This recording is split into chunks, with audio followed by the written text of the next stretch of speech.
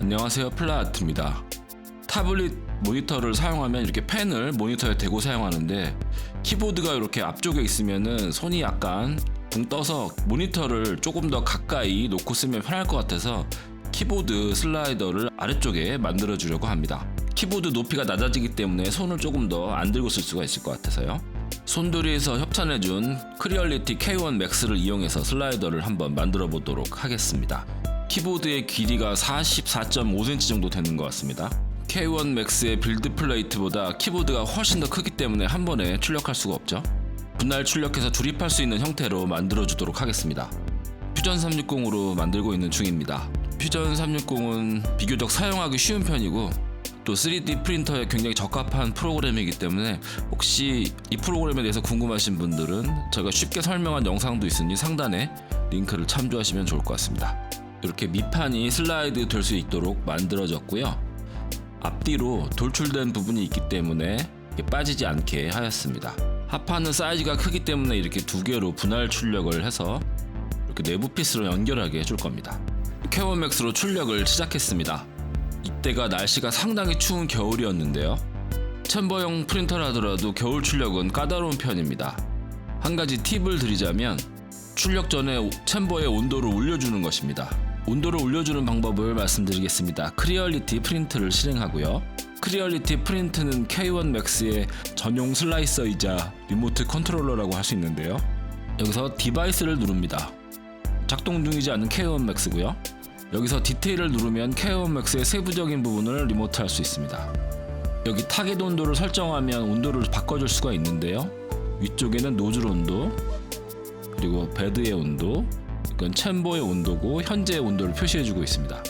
챔버의 온도는 수동으로 바꿔줄 수 없기 때문에 노즐 온도와 베드의 온도를 올려서 챔버의 온도를 올려주는 것입니다. 타겟 온도를 55도로 적어주었습니다. 베드의 온도가 올라가고 있죠. 온도가 올라가고 있는 게 막 보이죠? 챔버 내부에 공기가 좀 돌아야 그 온도가 좀 빨리 올라가기 때문에 설정이 하나 더 필요합니다. 베드의 홈 버튼을 눌러줍니다. 보통은 출력이 끝나면 베드가 아래로 내려가 있기 때문에 이렇게 위로 올려주는 것이죠. 그 다음에는 사이드 팬을 켜줍니다. 스피드는 한 50% 이상만 하면 될 것 같습니다.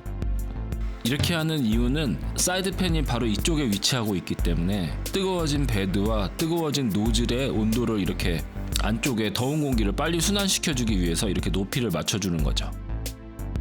이제 이대로 두면 챔버의 온도가 올라가게 되는데요. 한 15분에서 20분 정도 두면은 챔버의 온도가 한 15도, 18도 정도까지 올라갑니다. 이렇게 챔버가 따뜻해지면 겨울철이라도 안정적인 출력을 할 수가 있습니다. 특히나 사이즈가 큰 출력물을 출력할 때는 하단부가 튼튼하게 고정되어야 하기 때문에 챔버가 차가울 때 출력하면 출력 실패가 일어날 수가 있죠. 챔버 내부 온도가 20도 정도로 출력이 되고 있습니다. 서포터를 만들지 않기 위해서 이렇게 눕혀서 출력을 했습니다. 각 부품들이 모두 출력이 되었습니다. 붉은색 필라멘트가 중간에 떨어졌기 때문에 하판의 반쪽은 이렇게 흰색 필라멘트로 출력하였습니다.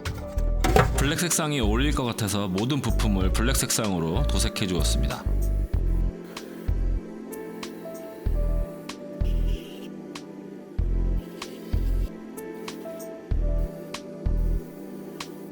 도색이 건조됐으니까 조립을 해야겠습니다. 안 보여지게 될 부품들은 도색을 하지 않았습니다.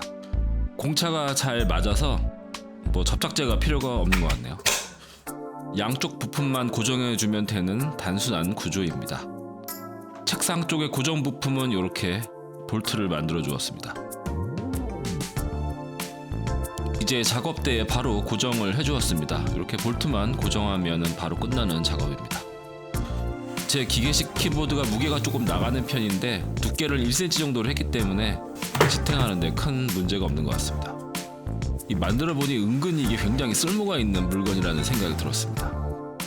특히 이렇게 타블렛 모니터 같은 경우는 상당히 쓸모있는 옵션이 아닌가라는 생각이 듭니다. 저는 FDM 프린터를 그렇게 자주 이용하는 사람이 아닌데도 이 쓰임새에 대한 관심이 최근에 굉장히 많이 생겼습니다. 타블렛 사용할 때도 손이 좀 더 편한 느낌이고요. 저는 이렇게 스페이스 마우스도 사용하는데 이렇게 또 스페이스 마우스랑 궁합도 굉장히 괜찮은 것 같습니다.